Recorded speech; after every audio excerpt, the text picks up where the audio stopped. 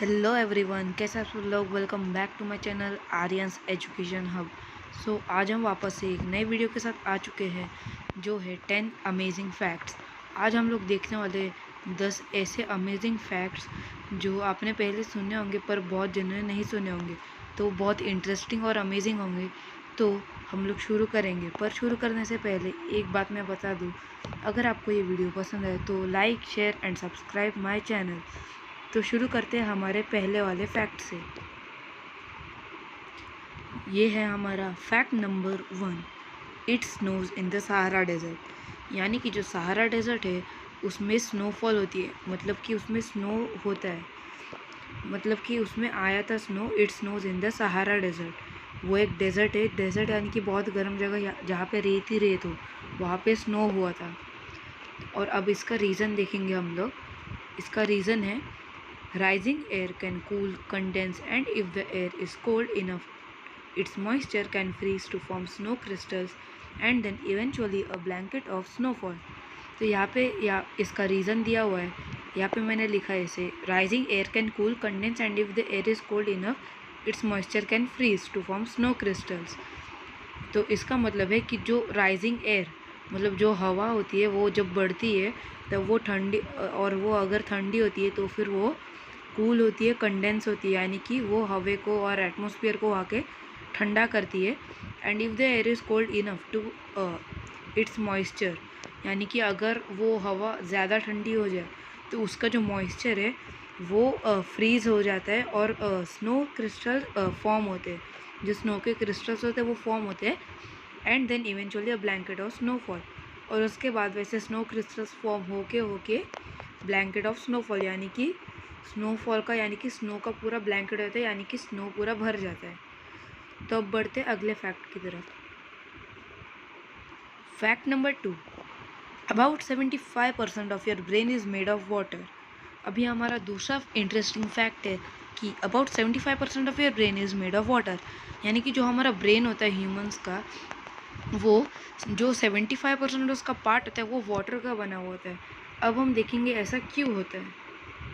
तो इसका रीज़न है water facilitates communication between the cells in your brain. तो यहाँ पे ये एक रीज़न दिया हुआ है, इसके और भी बहुत रीजंस होते हैं, लेकिन उनमें से एक यहाँ पे दिया हुआ है जो कि है वाटर फैसिलिटेट्स कम्युनिकेशन, यानी कि जो हमारे ब्रेन के सेल्स के अंदर कम्युनिकेशन होता है। ये देखिए जहाँ पे between the cells in your brain, तो जो सेल्स होते हैं हमारे ब्रेन में उनके बीच में कम्युनिकेशन होना ज़रूरी है, और वो कम्युनिकेशन होने के लिए वाटर की ज़रूरत होती है ब्रेन को। तो जो ब्रेन होता है वो वाटर के इस्तेमाल से एक सेल दूसरे सेल के साथ कम्युनिकेट कर सकता है। इसलिए वाटर ब्रेन के लिए और बाकी बॉडी के पार्ट्स के लिए भी इम्पॉर्टेंट है। इसके और भी कई सारे रीज़न है, लेकिन उनमें से ये एक था। अब आ जाते हैं हमारे थर्ड नंबर फैक्ट पे, जो कि है fact number 3। Hot water will turn into ice faster than cold water. कभी भी किसी ने भी सोचा होगा कि जो ठंडा पानी होता है वो जल्दी बर्फ़ बनेगा, क्योंकि वो ऑलरेडी ठंडा है तो उसे ज़्यादा ठंडा होने की ज़रूरत नहीं है। लेकिन ऐसा नहीं होता। जो गर्म पानी होता है वो ज़्यादा जल्दी ठंडा होके बर्फ़ में चेंज होता है, यानी कि उसका वो लिक्विड से सॉलिड बन जाता है।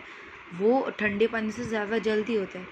सब लोग अगर बर्फ़ बनाने के लिए पानी को रखते हैं फ्रीज़ करने के लिए, तो हर कोई पहले से ही ठंडा पानी उसमें डालते हैं। सब लोग सोचते होंगे कि अगर पानी ऑलरेडी ठंडा है तो उसे ठंडा होने में कम टाइम लगेगा, लेकिन उसका ऑपोजिट होता है, क्योंकि गर्म पानी ज़्यादा तेज़ी से ठंडा होके बर्फ़ बनता है। और अब हम देखेंगे कि ऐसा क्यों होता है, क्योंकि कोई तो रीज़न होगा। तो हम देखते हैं। इसका रीज़न सिंपल है। Hot water loses mass due to evaporation as the liquid has less mass to get cooler, it freezes faster. तो यहाँ पे एक सिंपल सा रीज़न दिया हुआ है इसके पीछे। तो इसमें लिखा है hot water loses mass due to evaporation, यानी कि जो गर्म पानी होता है, जब जो गर्म पानी होता है उसमें से धुआं निकलता है, हम देखते हैं, उसे वाटर वेपर कहते हैं।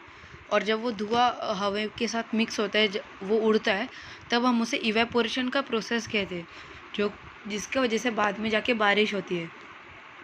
तो यहाँ पे लिखा है hot water loses mass due to evaporation. तो जो मास होता है हॉट वाटर का, जो गर्म पानी होता है उसका जो मास होता है वो लूज़ करता है, किसका वजह से, इवेपोरेशन।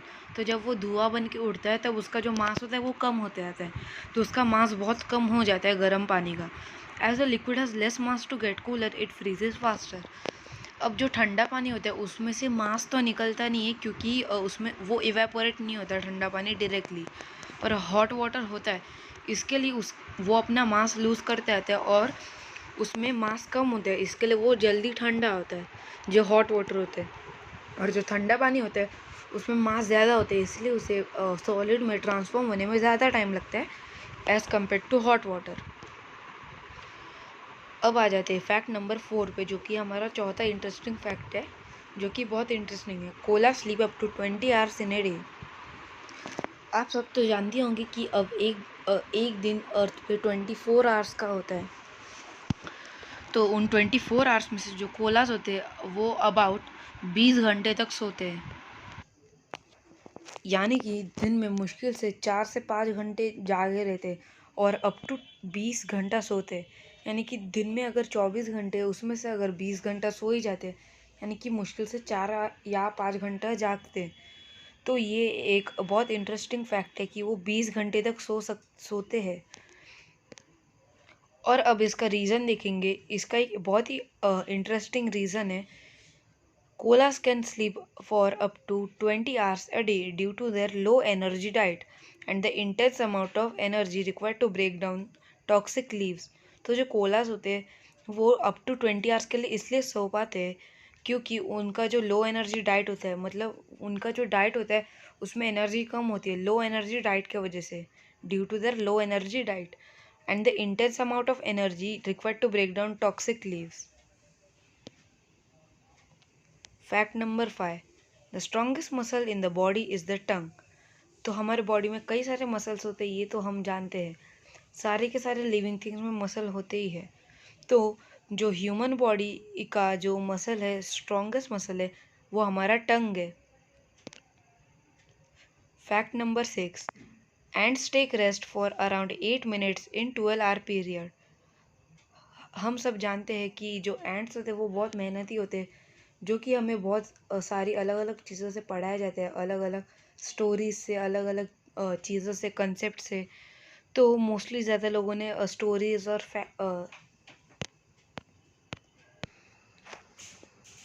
तो इस वजह से सब जानते हैं कि एंड्स बहुत मेहनत करते हैं। वो अपने लिए खाना, अपने लिए और अपने पूरे फैमिली के लिए जो वहाँ पे रहते साथ में, अपने पूरे ग्रुप के लिए खाना जमा करते हैं मेहनत करके, ताकि वो ठंडी में उन्हें प्रॉब्लम ना हो। अलग अलग सीजन्स के लिए वो लोग जमा करते हैं। तो हम लोग अब फैक्ट की तरफ ज़्यादा ध्यान देते हैं। Ants take rest for around 8 minutes. तो इसमें हम लोग अगर समझने की कोशिश करें तो वो लोग यहाँ पे दिया हुआ है कि जो 12 घंटे में वो लोग जो भी काम करते हैं उसमें से वो लोग सिर्फ 8 मिनट रेस्ट करते। अब अगर हम लोग ह्यूमन का देखेंगे तो हम लोग कुछ भी काम करते तो 1 घंटे में भी आधे से ज़्यादा टाइम तो हम लोग रेस्ट करते ही है।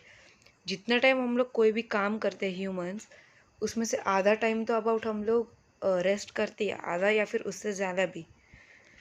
तो एंड्स जो होते हैं वो उसी तरह से 12 घंटे अगर वो लोग काम करते हैं, वो लोग उससे ज़्यादा करते, लेकिन 12 घंटे के अंदर वो लोग जो काम करते उसमें से वो लोग 8 मिनट के लिए रेस्ट लेते। तो ये भी एक बहुत इंटरेस्टिंग और अमेजिंग फैक्ट था। तो अब बढ़ते अगले फैक्ट की तरफ। फैक्ट नंबर 7, ये हमारा 7वां फैक्ट है आज का। When the moon is directly overhead, you will weigh slightly less। यानी कि मून, यानी कि हमारा जो सैटेलाइट है अर्थ का जो मून है, वो अगर हमारे डायरेक्टली ओवरहेड, यानी कि हम लोग अच्छे से समझने की कोशिश करते हैं। When the moon is directly overhead, यानी कि जब मून डायरेक्ट हमारे सर के ऊपर होगा, मतलब अगर हम लोग कहीं पे बाहर चल रहे और डायरेक्ट मून हमारे सर के ऊपर हुआ, you will way slightly less. तो हमारा जो वेट होता है वो थोड़ा सा, स्लाइटली मतलब बहुत कम, हल्का हो जाता है। और कैसे, वो अब हम देखते हैं।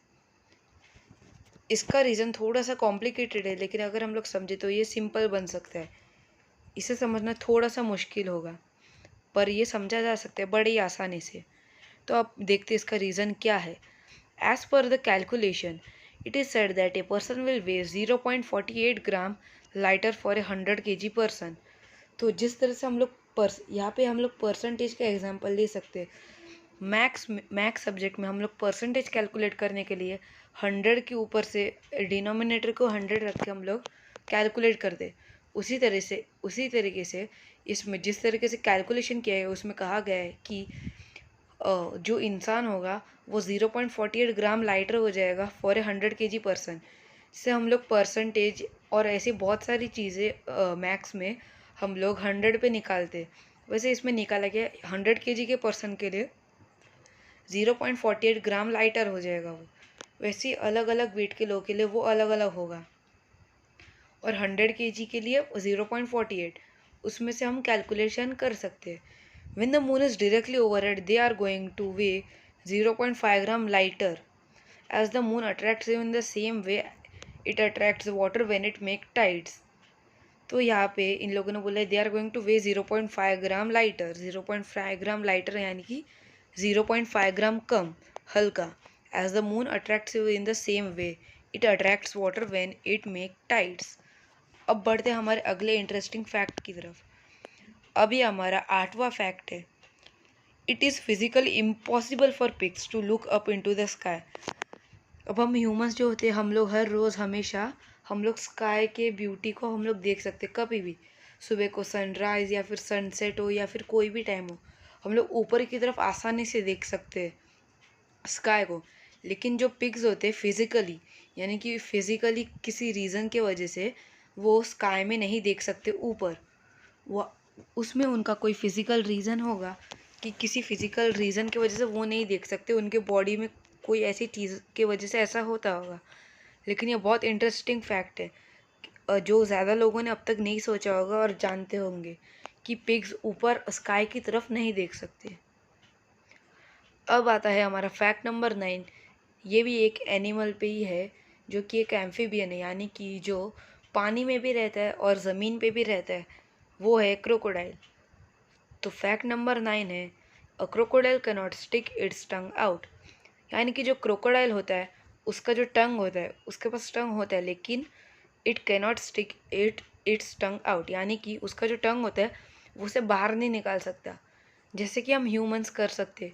हम ह्यूमंस अपने टंग को बाहर निकाल सकते हैं हमारे मुंह से हमारे माउथ से। और ये ज़्यादातर लोग एक दूसरे को चिढ़ाने के लिए यूज़ करते हैं लेकिन वो हमारा टॉपिक नहीं है। हमारा टॉपिक क्रोकोडाइल पे जो अपने टंग को बाहर नहीं निकाल सकता अपने मुंह से। उसके लिए भी एक स्पेसिफिक रीज़न है। उसके नैरो शेप माउथ के वजह से वो नहीं निकल पाता और ऐसे कई सारे रीज़न्स है। तो उनमें से एक रीज़न मैंने आपको ऐसे ही बताया। तो वो अपने टंग को बाहर नहीं निकाल सकता। उसका टंग उसके मुंह के अंदर ही होता है। और अब आता है हमारे इस वीडियो का अंत का फैक्ट यानी कि जो लास्ट फैक्ट है वो आ रहा है अभी जो कि है फैक्ट नंबर 10। 10वां fact -40 degree Celsius is exactly the same as -40 degree Fahrenheit. अब ये जो डिग्री सेल्सियस और फ़ारेनहाइट है इन दोनों में डिफरेंस तो है लेकिन सिमिलैरिटी एक चीज़ में है। तो अब हम इसे थोड़े डिटेल में ट्राई करेंगे समझने की थोड़े अच्छे से क्योंकि ये बहुत ज़्यादा इंटरेस्टिंग है और थोड़ी सी अलग चीज़ें बाकी सारे फैक्ट जो थे उनमें से। और ये हमारा आखिरी फैक्ट है। तो जो डिग्री सेल्सियस होता है और जो फ़ारेनहाइट होते हैं वो टेम्परेचर के यूनिट्स होते हैं। हम लोग टेम्परेचर को नापने के लिए इन्हें यूज़ करते हैं। तो हम लोग ज़्यादातर तो डिग्रीज़ में ही देखते हैं। तो ह्यूमन बॉडी का जो एवरेज डिग्री होता है वो 36, 37, 38 ऐसे आसपास का होता है। और फ़ारेनहाइट में अगर किसी को फ़ीवर होता है तो 102, 103 ऐसे का फ़ीवर होता है फ़ारेनहाइट में। तो दोनों में बहुत फ़र्क होता है। ह्यूमन बॉडी का नॉर्मल टेम्परेचर डिग्रीज़ में 37, 38 ऐसा होता है और फ़ारेनहाइट में 97, 96 कुछ ऐसा होता है। तो आपने देखा इसमें बहुत ज़्यादा डिफरेंस है। लेकिन जो -40 डिग्री सेल्सियस होता है वो बिल्कुल एग्जैक्टली सेम है -40 डिग्री फ़ारेनहाइट जैसे। और अब ये कैसा होता है इसका भी कोई स्पेसिफिक रीज़न है जो कि मैं नहीं जानता। तो इसका कोई रीज़न है स्पेसिफिक साइंटिफिक कि जो 40 डिग्री सेल्सियस -40 डिग्री होता है वो एग्जैक्टली सेम होता है थोड़ा भी ऊपर नीचे नहीं। एग्जैक्टली सेम होता है -40 डिग्री फ़ारेनहाइट से। तो आज के वीडियो में बस इतना ही। आज हमने देखे 10 इंटरेस्टिंग और अमेजिंग फैक्ट जिनके बारे में बहुत कम लोगों ने सोचा या सुना होगा। तो होप आपको ये फैक्ट्स अच्छे लगे होंगे और ये आपके लिए और ये आपका और इन लोगों ने आपका नॉलेज बढ़ाया होगा। तो आज के वीडियो में बस इतना ही। तो अगले वीडियो तक के लिए बाय बाय। तो अगर आपको ये वीडियो अच्छा लगा हो तो like share and subscribe my channel और कमेंट भी करना अगर ये आपको अच्छा लगा।